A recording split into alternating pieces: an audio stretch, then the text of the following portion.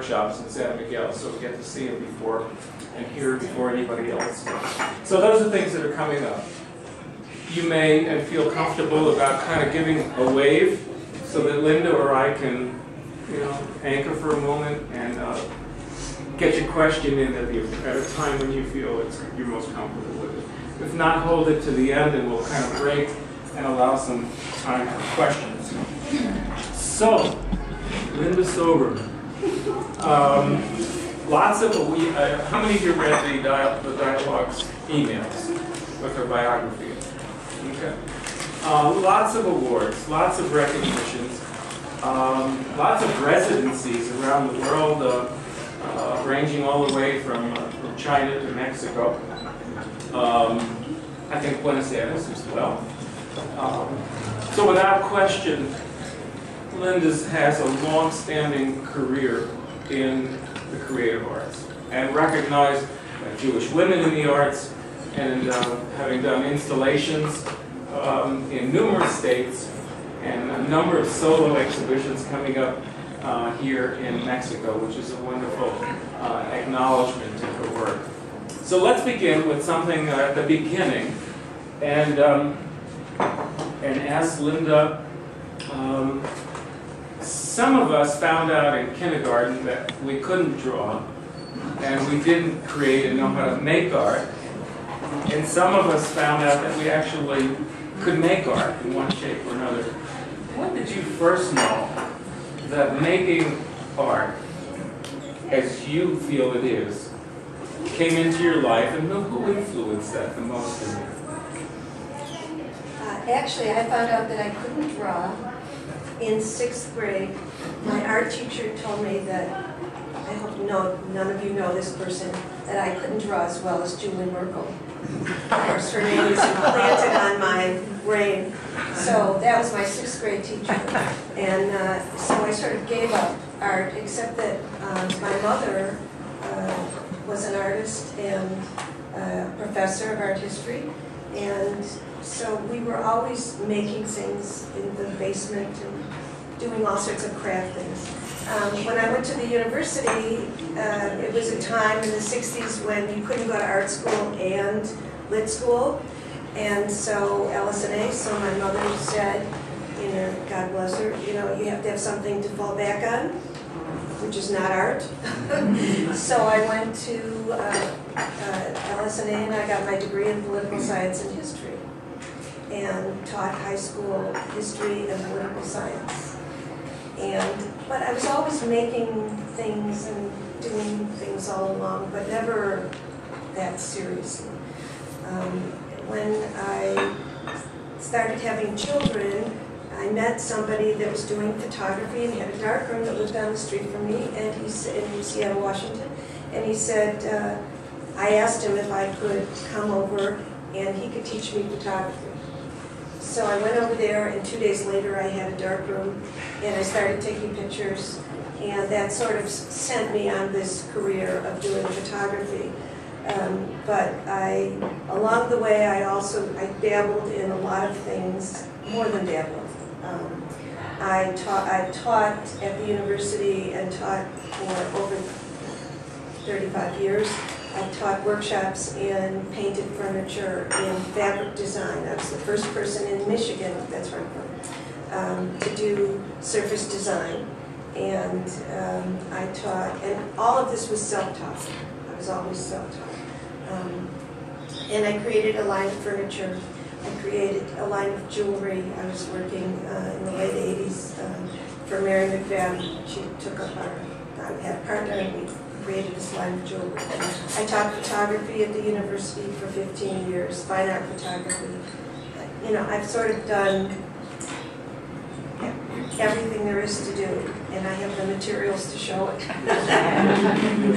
And what's wonderful is you allow your husband to photograph you being the photographer. He's a photographer. He used to do photography too. Says something about it. It's just fine. Nice relationship. Yeah.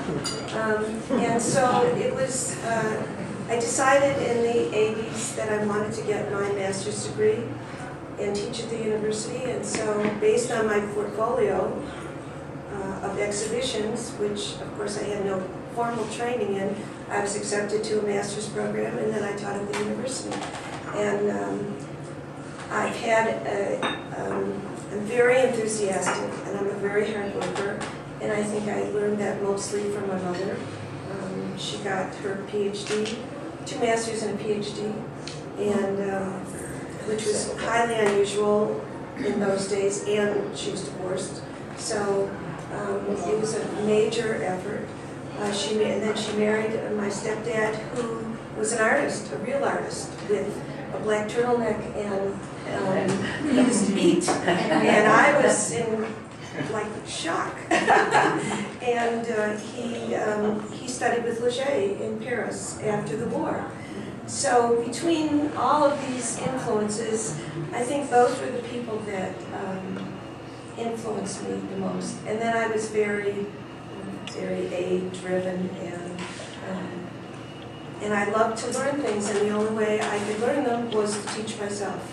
And I used every resource that I could.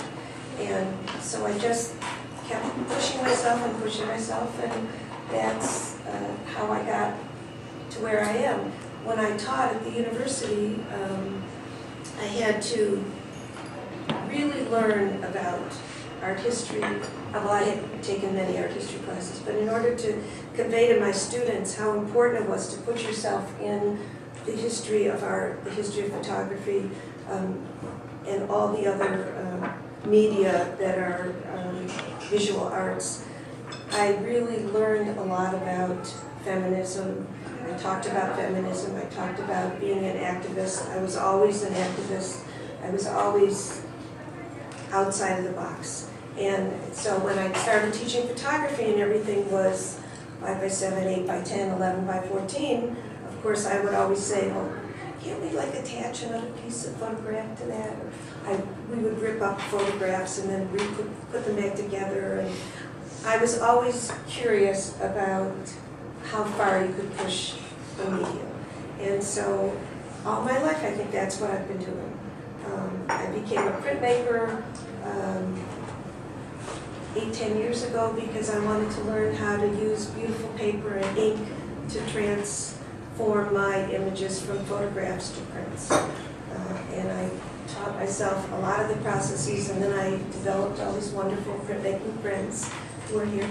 And we taught each other and explored. So